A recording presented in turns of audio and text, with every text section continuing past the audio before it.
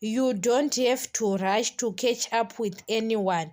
Move at your pace, grow and trust your timing. Slow progress is still progress.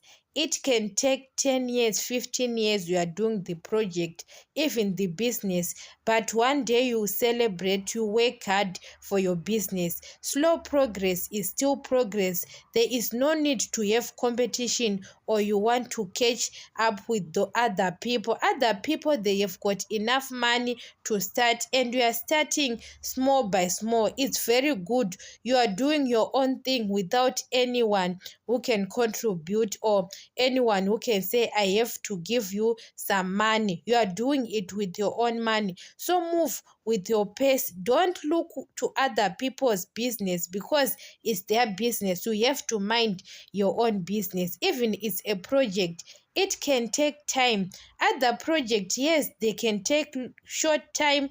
Other project, long time. It's quality. You are doing quality things, so there is no need to be in rush. Sometimes you are in rush, you want to catch up with other people. No, you are living your life, they are living their life. You have to know that you have got your family, they have got their family, so there is no need to have competition with people. You have got pressure that my friend did 1 2 3 their project and you want to do the same thing.